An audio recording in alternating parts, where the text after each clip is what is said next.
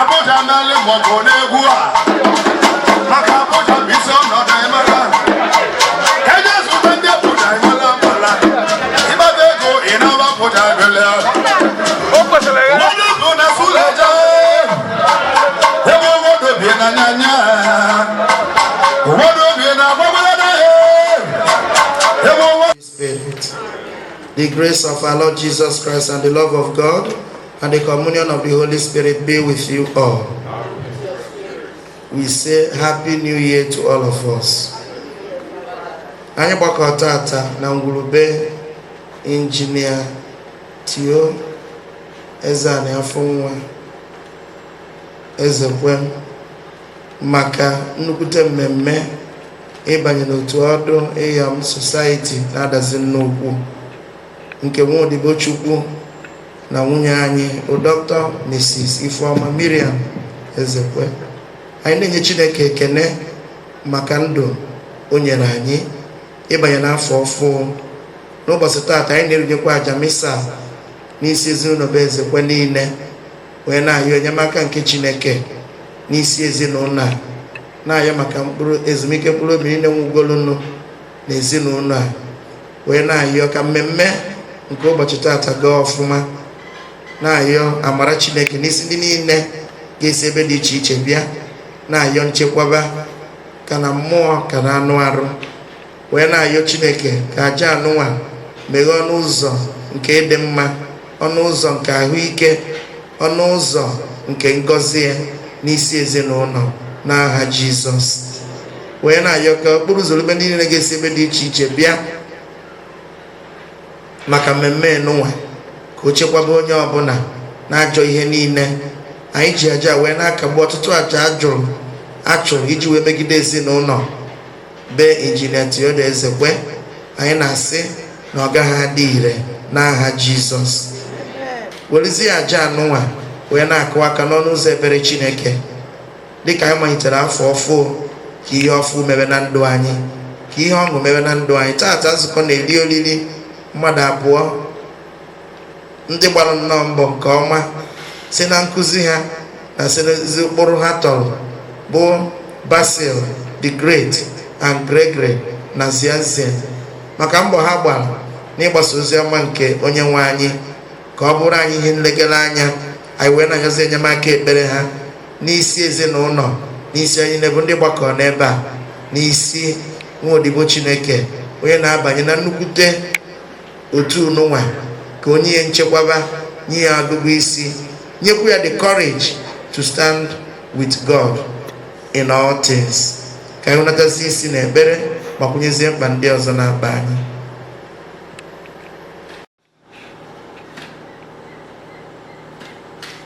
Ụmụnne m, iji kwado n'onwe anyị maka ihe omimi ndị a dị nsọ, ka anyị kweta na anyị emehiela, yọọ Chineke ebere na mgbaghara nke njọ.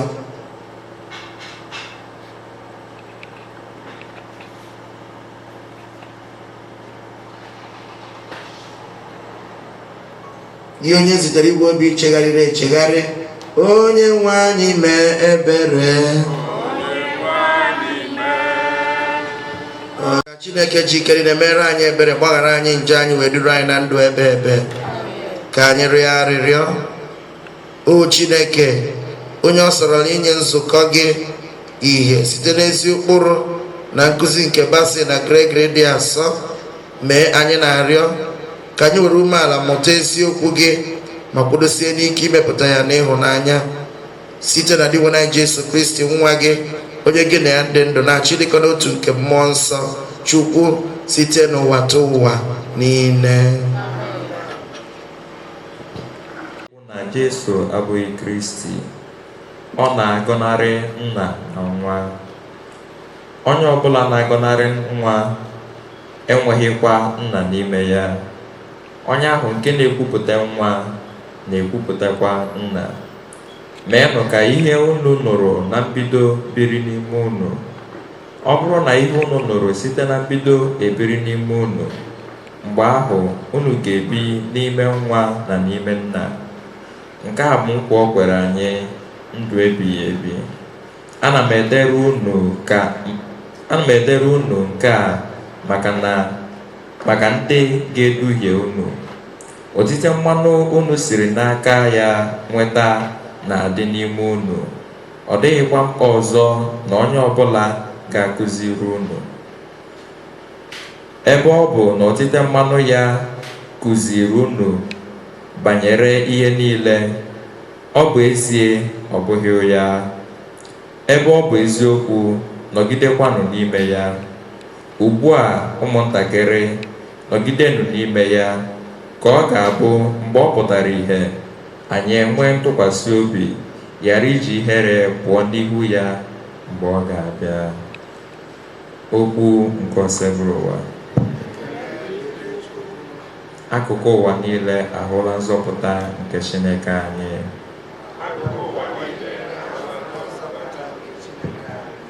Werenụ Onyenwe anyị ukwe ọhụrụ, n'ihi na ọ rụrụ ọrụ ebube. Aka nri ya na aka ya dị nsọ ewetarala anyị ngọzi.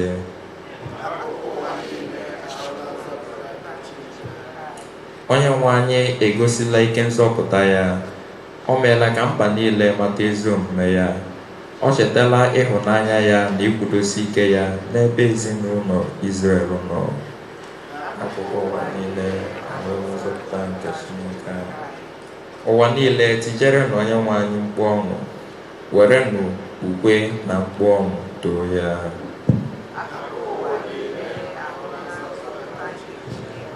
Aleluya, amen. Aleluya, amen. Aleluya, aleluya. Aleluya, aleluya. N'oge ochie, Chineke sitere n'ụzọ dị iche iche gwa nna anyị ha okwu site n'ọnụ ndị amụma. N'ọgwụgwụ oge a, ọ gwara anyị okwu site na nwa ya. Aleluya, aleluya. Aleluya, amen. Aleluya, amen. Aleluya, aleluya. Onyenwe anyị nọdere Oziọma Jọn isi nke mbụ amaokwu nke 19 ruo na nke 28. Nke a bụ akaebe nke Jọn gbara mgbe ndị Juu siri na Jerusalem zigara ya ndị nchụaja na ndị Levi ka ha jụọ ya sị, onye ka ị bụ? Jọn kwuru eziokwu, ọgọ ya agọ, kama o kwupụtara sị, abụghị m Kristi ahụ. Ha jụrụ ya sị, onyezi ka ị bụ? Ị bụ Elaịja? Jọn zara sị, abụghị ya. Ha jụkwara ya sị, ị bụ onye amụma ahụ? Ọ zara sị, mba. Ha sịrị ya, onyekwanụ ka ị bụ? Gwa anyị ka anyị nwee ihe anyị ga-agwa ndị zitere anyị. Gịnị ka ị nwere ikwu banyere onwe gị? Ọ sịrị ha, abụ m oru nke ahụ na-eti mkpu n'ime ọzara sị, mee n'ụzọ nke osebụrụ ụwa ka ọ kwụrụ ọtọ, dịka onye amụma Aịzaya siri kwuo. Ha bụ ndị Farisii zitere. Ha jụrụ ya sị, gịnị mere iji eme ndị mmadụ mmeri Chukwu? Ma ọ bụrụ na ebughị Kristi ahụ, ma ọ bụ Elaịja, ebughịkwa onye amụma ahụ. Jọn zara ha sị, eji m mmiri eme mmiri Chukwu, ma otu onye nọ n'etiti ụnụ, onye ụnụ na-amaghị. Ọ na-esochi m n'azụ, onye m etosighị ike ịtọgị eriri akpụkpọ ụkwụ ya. Ihe a mere na Betani n'ofe Jọdan, ebe Jọn na-eme mmiri Chukwu. Oziọma nke osebụrụ ụwa.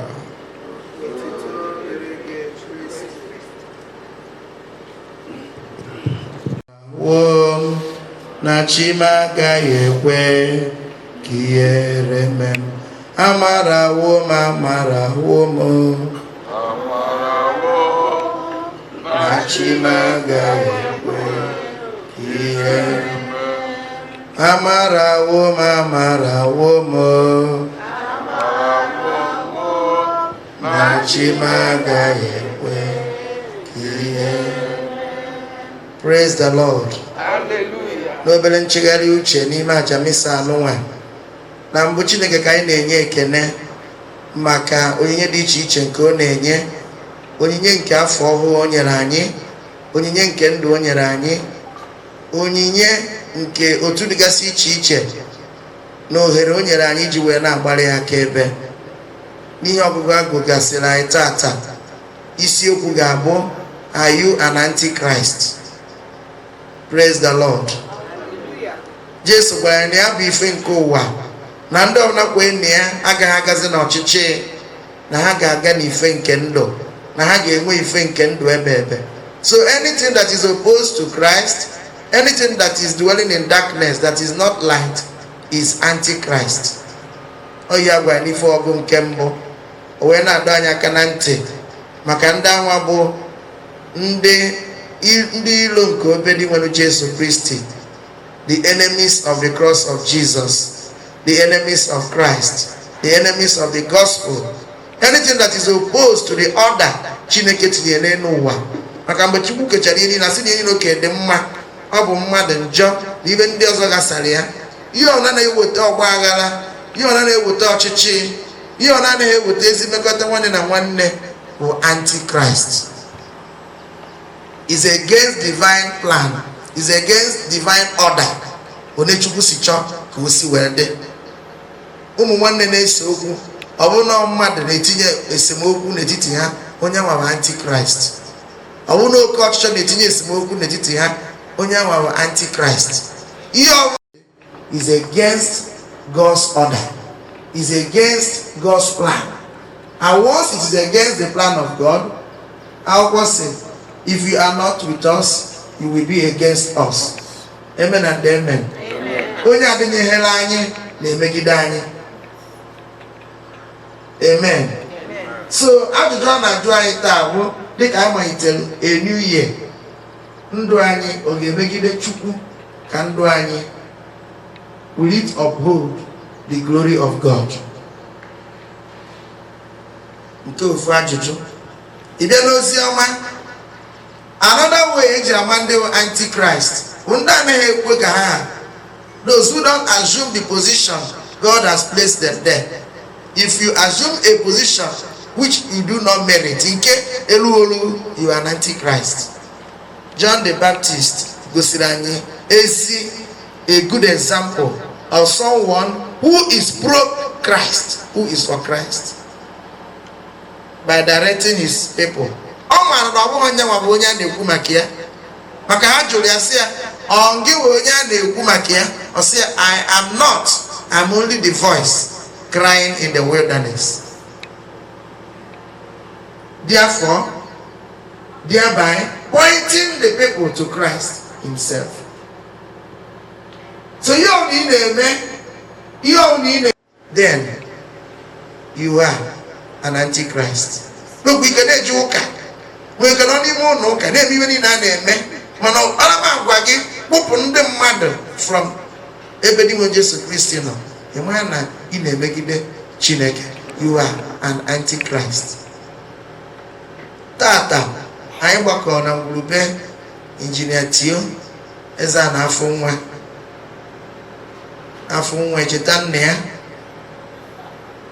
I na-enye Chineke ekene maka ezinụlọ a, maka na ọṅụ ka anyị ji gbakọ, maka ihe ọṅụ na-eme, maka na nwunye anyị Dr. Mrs Ifeoma na-abanye n'otu ọdụ Iyom na-adazi n'okwu. Anyị na-ekele Chineke for this singular privilege.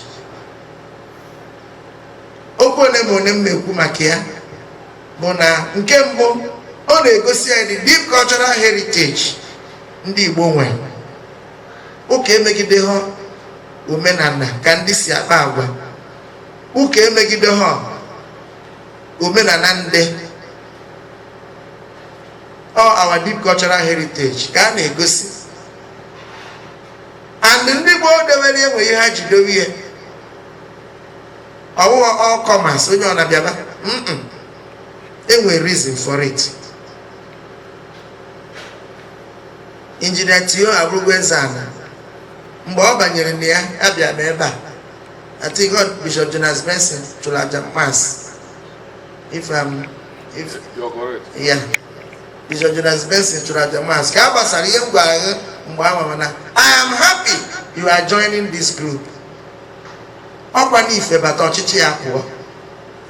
Amen and amen. Oh, there's one man the bagelo too. They don't see over there. I heard you to make it. Dale wenenu. I said, Bamba, Macarona, Coca, yes, Ndi oli owo nda they take you over the center stage. When do can they cut the given na ezo ochichi na Anambra kai ma na ifedi kai ma na ego kai ma na enwe ya na agbo federal allocation mgbe ize a na-agwa ya na odo ho few persons are na-ekie when the Catholic battle can redefine the politics in Anambra state. I'm not going na government. The government na lose. No government na from Peter Kanjimana. Government to all your Idozi school. The government in the wall. They wending kuzi. Muna mana alumen na Anambra state. Alumen. After came with Chinese in 1991, I think, or 1992, and we see the recruitment of teachers till government Tibito. And wasn't that a woman on and so? And we were a big gap. Otu Odu Jesus Christ. I think a chuku, Macarena, Banana, Otu Odu. Iyom whatever you do not be anti-Christ. Be the Christ. Be for Christ. And stand for Christ. Stand with him and go for him. Represent him even in him. Adonatomalo. Or the new and everything. With this ceremony, it was the Obelem man. You are no longer hidden. And when we even answer, but you will go a public figure. It's in the second book of Matthew, chapter 6, 7, and 8. Who can appear Eliezer? Our one Sakolani. The Eliezer will look mad. No, so that day, Bogote no Bodo. Onye, and I knew Sokolo. Onya Yavi for a Sokolia. Our one so we say, Manumenana, Megidel. Umuli na ndị nna nna ha na-asọ omenala ha megidere mmadụ iri anụ ezi mana emecha ka o si wee dị. Eliezer was forced, was coerced n'ụzọ dị iche iche ka o mee ihe megidere iwu. Even ndị si ya ka o mee ihe megidere iwu sị na ha ya ekpuchie na ya eme ka amara, just to present a picture that is wrong, a picture that is not true. Eliezer wee sị ha n'ihe emekwana n'okenye Otu Odu Jesus Christ n'ihe emego okenye and the same okenye ya mere na ndị mmadụ ụmụ ikorobịa na ụmụ agbọghọbịa na ndị na-eto eto na-enejeli ya anya fụ ka ya mere ihe a ha nwekwa ike ha mana na ọgbọ ha anụ ezi ka ya taa mana ihe edufego ndị mmadụ ụzọ therefore and he rather chose to die. Praise the Lord. So now, ọtụtụ ndị mmadụ ga-edekwasa ya anya maka isi akpa agwa n'otu ụmụ nwanyị n'otu dị iche iche ịnọ na ya. You need to be the Christ. You need to represent the Christ. You need to stand with Christ and for him. I na-ekele Chineke n'isi na-ekele maka ndụ onye gị ihe niile zuru oke n'ime gị, so anyị ma na ị ga-emenwu ya, and we are happy you are embracing joining this society to redefine ka ama na o nwere ihe ndị Otu Odu na-eme. Ikwudosie ike, jisie ike. We are very grateful to God for a day like this maka onye ga-agbara ịnọsi ike wee ruo n'ụbọchị tata. I wee na-ayọkwa ahụike maka na eze a na-afụ nwa na-ekwu n'ebe ụmụ nwoke nọ, nke nwa nọ n'ebe ụmụ nwaanyị nọ na-ekwu maka na Chukwu kere nwoke na gịnị dị na nwaanyị o wee zuo oke. So in the female arm ebe a ka ị nọ na-ekwupụta afụ nwa anọ na ebe ụmụ nwoke nọ na-propagate the light mgbe niile. So na-enye Chineke ekene kene anyị niile bụ ndị gbakọ ọnụ isonye n'ekpere ịyọ Chineke nchekwaba. Kene parish priest nyere anyị ikike ịnọ n'ebe a tata wee na-asị na ọ ga-adịrị onye ọbụla mma n'afa Kraịst onye nwe anyị. Na mmechi okwu akpọrọ anyị ka anyị na-ekwudosie ike dịka Basil na Gregory gosiri na ndụ ha site n'ịgba akaebe. Onye ọbụla nọ ebe a nwere something you can contribute. You can contribute by words, by your speech, by your actions. You can also destroy things by your actions and inactions. So you only will tinye maka ọdịmma ndị mmadụ, tinye maka ịbawanye oziọma nke dị nwere Jesu Kristi. Anaghịzi ka Chineke nyere anyị aka.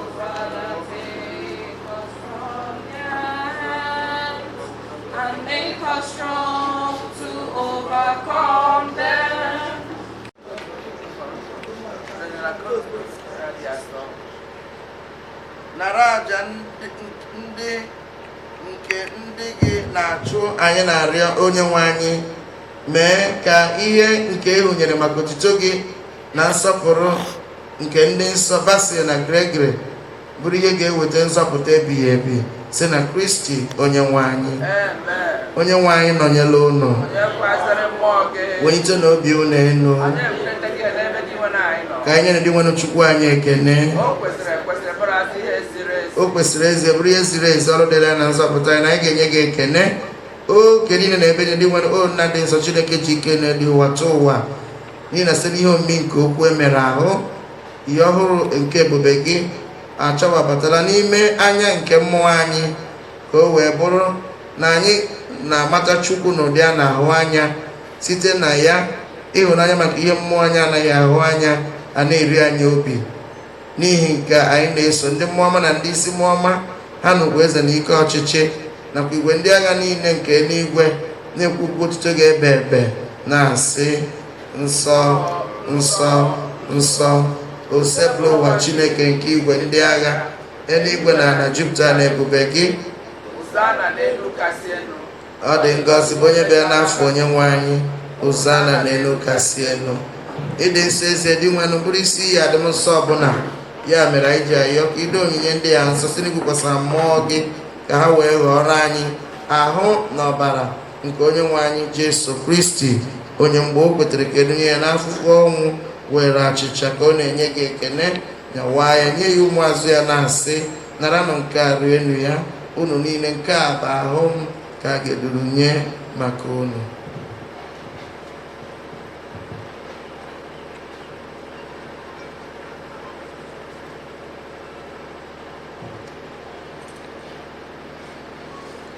Otu agbakọ o si mee mgbe ericha nri anyasị o buru iko nsọ ka ọ na-enye gị ekene bunye ya ụmụazụ ya na-asị naranụ nke a ṅụọnụ ya unu niile, nke a bụ iko nsọ nke ọbara nke ọgba ndụ ọhụrụ dị ebe ebe a ga-agba ya n'ihi unu na n'ihi mere ime mmadụ ka e wee gbaghara njọ ga na-emenụ nke a na ncheta nke m.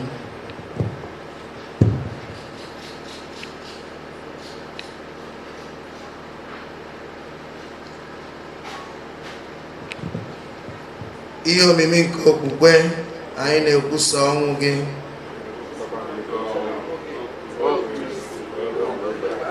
Ndị nwere ebe anyị na-echeta ọnwụ na mbilite n'ọnwụ ya nye ịhụnyere gị achịcha nke ndụ na iko nsọ nke nzọpụta na-enye gị ekele n'ihi na ị gụnyere anyị na ndị tosi ikwu n'iru gị na-efe gị. Anyị ji ume a na-arịọ ka anyị bụrụ na-eketa oke na ha n'ọbara Kristi bụ ndị agha ekpokọba ọnụ site na mmụọ nsọ. Dị nwere ncheta nzukọ gị gbasara n'ụwa niile mee ka o zuo oke n'ịhụnanya ya na popu anyị Leo nke 14 na bishọp anyị Paulinus na ndị echiri echi niile. Chetakwazi ụmụnne anyị ndị ji nchekwuo nke mbilite na nwụrụ ahụ ụra were ebere kpọpụta ha na ndị ọzọ niile nwụrụ anwụ n'ihe nke ihu gị. Anyị na-arịọ ka imere anyị niile ebere ka anyị soro Virgin Maria dị ngọzi nne nke Chukwu nakwa Josef dị ngọzi bụ di ya, ndị apọstụl dị ngọzi, Teresa nke obere nwa Jesu dị asọ, na nwanne anyị nwoke Igwe taa nsị dị ngọzi, na ndị nsọ niile ndị mere uche ike mgbe ụwa tọwa keta ekwe ndụ ebighị ebi. Ka anyị soro ha na-eto gị na-edo gị obi site na Jesu Kristi nwa gị.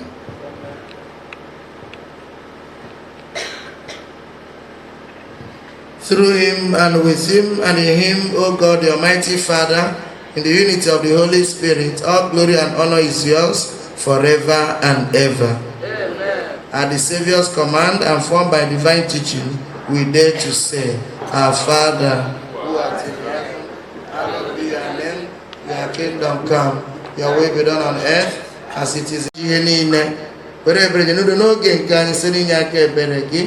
Ka azọpụta na nje oge niile anyị wee gbanahụ nsogbu niile wee nchekwa dị na-atụ anya maka mbịaghachi nke onye nzọpụta anyị Jesu Kristi.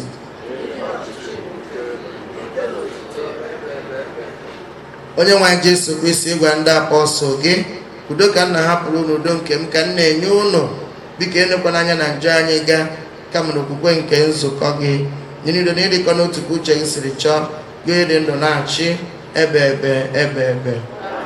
Udo nke osebụlụ ụwa dịrị unu mgbe niile. Nyerịta na ịbụ ụlọ ekene nke udo.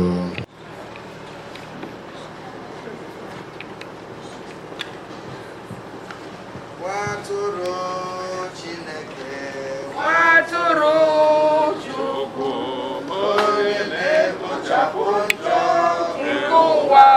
Chukwu Jesu Kristi onye na-ekpochapụ njọ nke ụwa, ha dị ngọzi ndị akpọ n'oriri nke nwa atụrụ Chineke dị nwenụ etosira nke ịbata n'ụlọ m ma kwuo sọsọ okwu ka ahụ na ọbara Kristi okwu anyị niile wee ruo na ndụ ebe.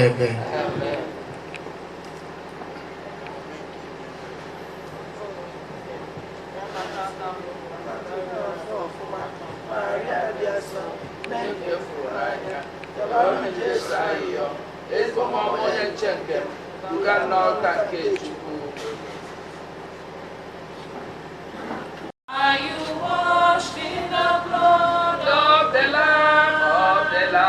Are you fully trusting in His grace this hour? Are you washed in the blood of the Lamb? Are you washed in the blood, in the soul cleansing blood of the Lamb? Are your garments spotless, are they white as snow? Are you washed in the blood of the Lamb? Are you walking daily by the Savior's side? Are you washed in the blood of the Lamb? Do you rest each moment in the crucified? Are you washed in the blood of the Lamb?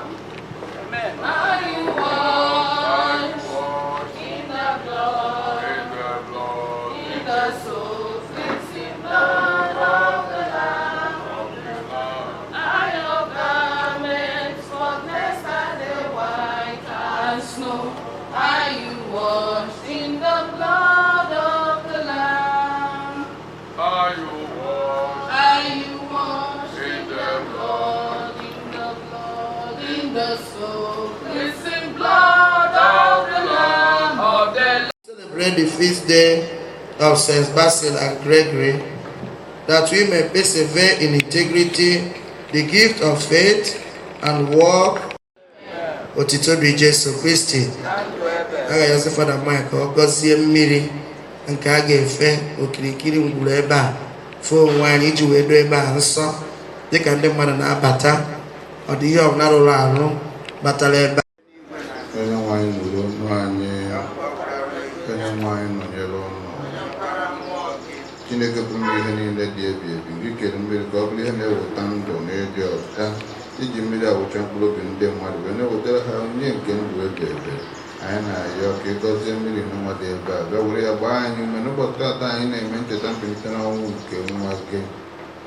Lee ka gracia gị gosi onwe ya ọhụrụ n'ime anyị dịka ọnụ mmiri. Site na mmiri nnọọ zọpụta anyị na nsogbu niile, ka nke ahụ ka nke mkpụrụ obi Pero cuando si na tanza buta que na Kristi teni wanye.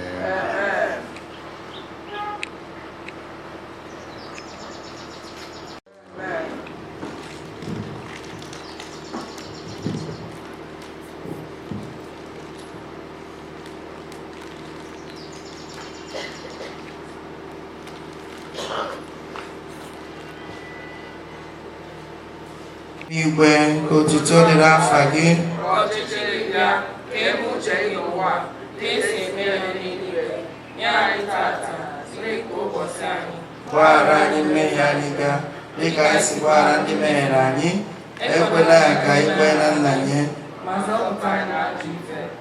otuto dịrị Nna na Nwa na Mmụọ Nsọ, Etu ọ dị na kịta na mgbe niile n'ụwa ebighị ebi. Amen. otuto dịrị Nna na Nwa na Mmụọ Nsọ, Etu ọ dị na kịta na mgbe niile n'ụwa ebighị ebi. Amen. otuto dịrị Nna na Nwa na Mmụọ Nsọ. Etu ọ dị na kịta na mgbe niile n'ụwa ebighị ebi. Amen. Chineke anyị, bido n'ọwụwa anyanwụ ruo n'ọdịda ya, otuto ga-adịrị aha gị mgbe niile.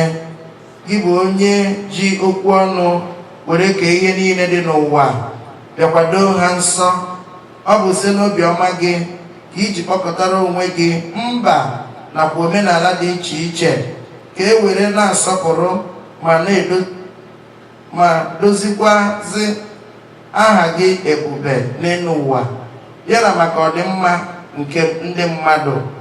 Ugbu a anyị na-arịọzi gị ka ị gọzie n'aha Chukwu Nna onye pụrụ m ihe niile, n'aha Jesu Kristi nwa ya bụ di nwe n'anyị, na site n'ike nke Mmụọ Nsọ, ihe ejije akụrụngwa ọrụ ndị a nke dị n'ekwu n'iru gị n'ebe anụnwa, nke a ga-eji wee chọọ nwa odibo gị bụ Dr. Mrs Ifeoma Ezekwe Mmiriakudiya mma n'ụbọchị tata ọ na-abanye n'otu ọdụ Iyom Society adazi n'ukwu dị nwenụ bịa gọzikwazi abụ nwa odibo gị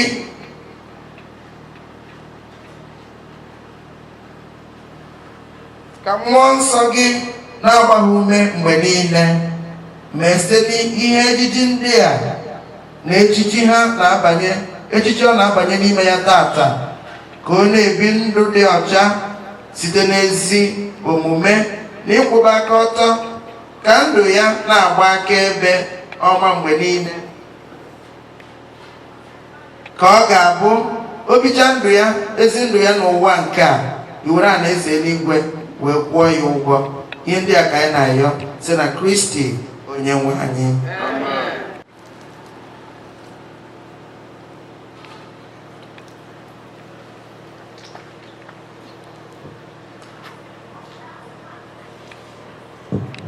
Gbatịa aka gị, o Chineke pụrụ m ihe niile, n'ebe ụmụ odibo gị ndị ya nọ, gọzie ha n'ịhụnanya na ebere gị, chekwaba ha n'ihe ọbụla bụ ihe dị egwu. Onye nwe nna Chukwu, okwu gị mee ka anyị mara na mgbe Pita nọ n'ụlọ mkpọrọ ndị otu Kristi banyere n'ekpere, i mere ka nwoke ọnọma jijiji n'ụlọ mkpọrọ, nke mere na ọ tọhapụ Pita na ndị ya na ya nọ, were ebere na ịfụnanya nekwasa n'ụmụ odibo gị ndị a, ezinụlọ Dr. Mrs. Injinia Tio na Miriam Ezekwe.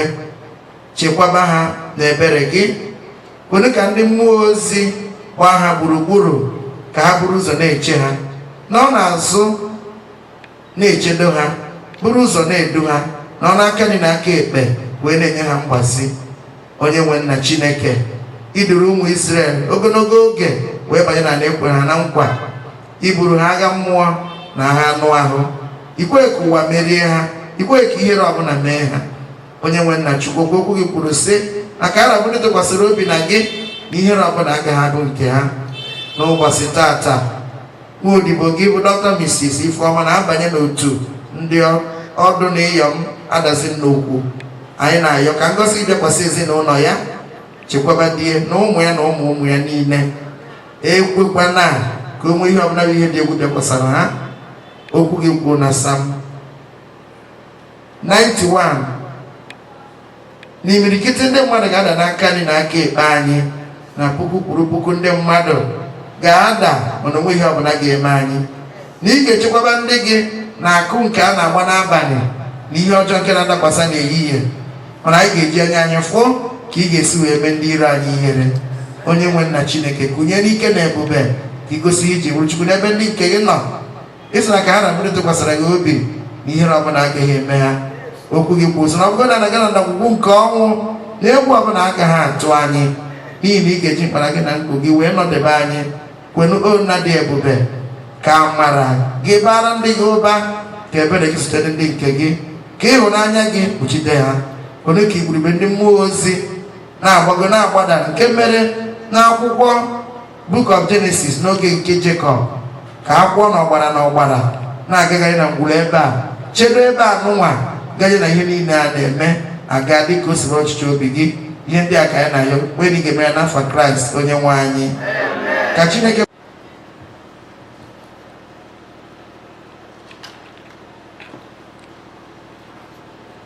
prepared in heaven. So I need to even another appointment because even I know mass every 2nd of January to start the year. So the other Baba. So I am so happy. Okay, we are parish priest. Also, the program is very tight. Already, young mass by 7:30, we're 8. Yaga, we are married again. The senior world all no weekend. Now, Father Steve, one now okay. Now, Biaka every second. So you can come and as well do that as usual. Always, they are very happy. So, same near Father Steve Ikike that you should go ahead and do the celebrations. Start do the mass. So Steve, now okay. Father Mike, so we go even tipe kene. Oh, macarona zopa. Oh, macarona, oh, tipe kene come where they never and seminary and no sekafabia where we don't lie in them now. Makana. If I'm not there, I'm going to go to Pidia. Makana, one of my husband, Eza and Chisoka, only of that Chukuso, now and Aka. So, actually, I do this ceremony with God. That's who went on your line, no, you didn't get that. So that Nina Beleba, Ufagetinaga, Makaling, the Fakati, they are still a Christ on your wife. So I'm making a rule, because Abatobi, my family, my extended family, Ibuni Ibe, and Iyom Mmiriakudiya-Ugochinyelu, ana make unu meetings we bido mmemme with us na mass, even though we didn't tell you. I appreciate all of you. Dalụ Chukwu ga-gozi onye ọbụla. Anyị na-ayọ Chukwu ga mmemme niile anyị ga-eme taa ka ọ gaa n'anya site na Kraịst onye nwe anyị.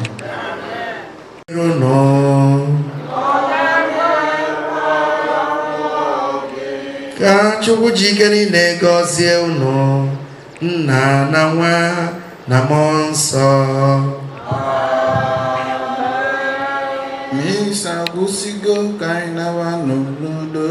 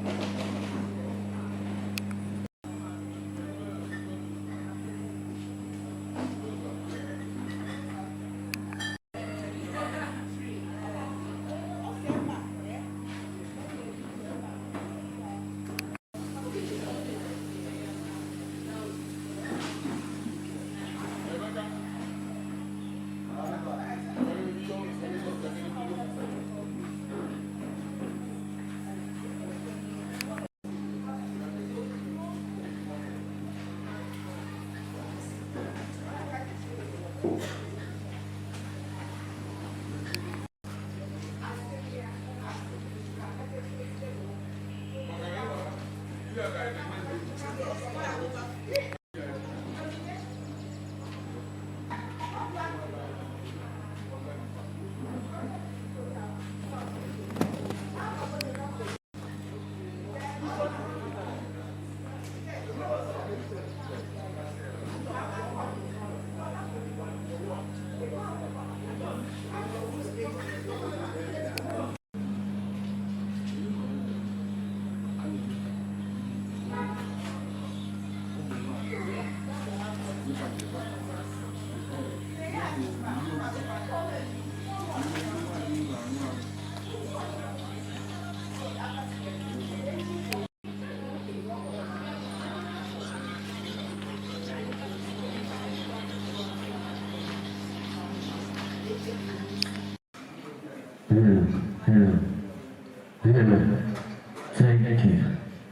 Just see.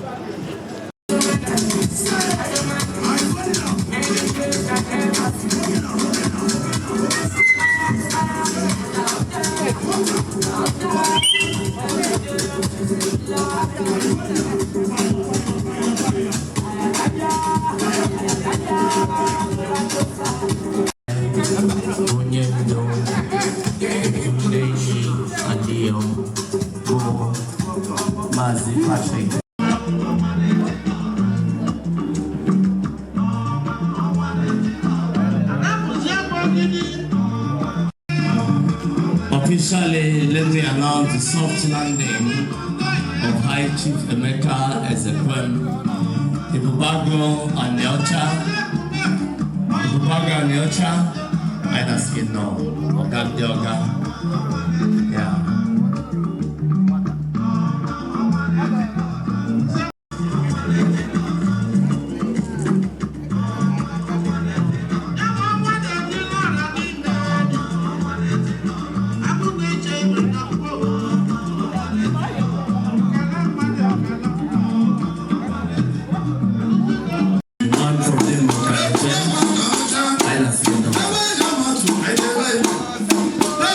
I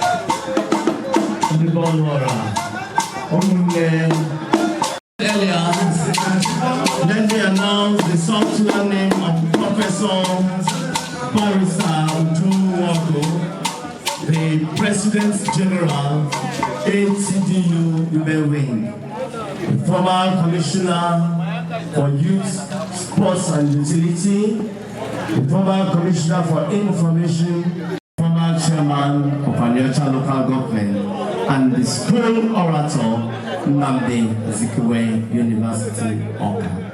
Thank you and welcome. Chief Doctor I.K. Okwesili. Ensana Osabatago Lobu. Ensana Nanyelofo. Man from Moneke Kingdom or Raw Follow. Osabatago Lobu. You're welcome. No. Bienvenue.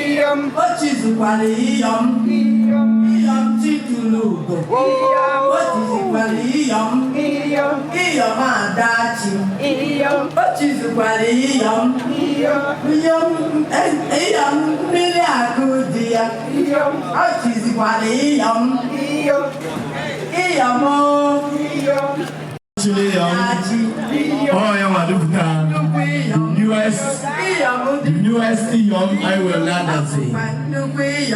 Iyom Mmiriakudiya-Ugochinyelu.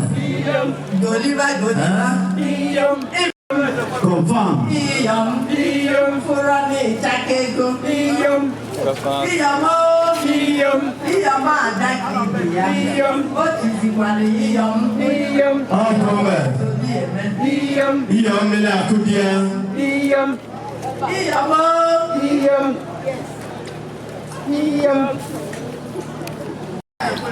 ọzọdụbụ n'ogbu eze ana afụ nwa eze ana onye chisoka eze ana ọdụnukwe eze ana ifezinachi ekelere gị rinne taa maka nnukwu ihe anyị mere m wee gbaa m ọdụ nke aka gbaa m ọdụ nke ukwu wee nye m the highest chieftaincy dị n'ala Igbo maka nwaanyị ekelere gị rinne ezigbo di m the love of my life.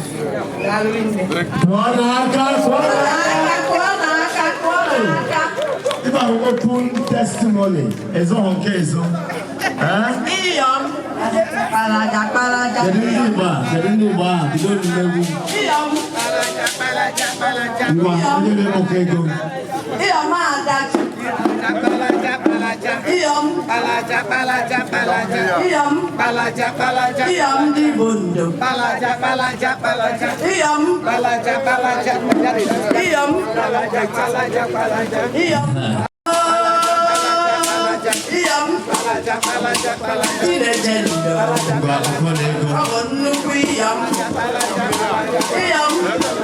Iyom also dear man.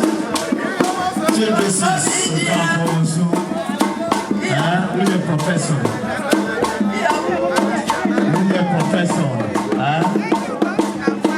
Oh, come on.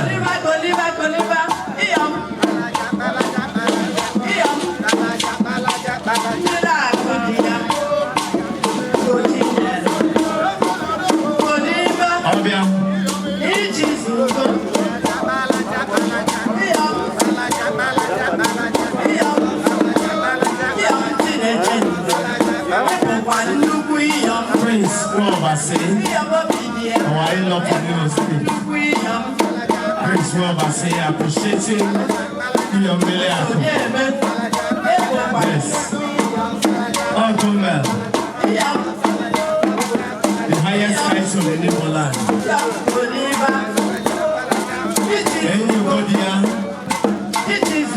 Prince, what I say? Thank you.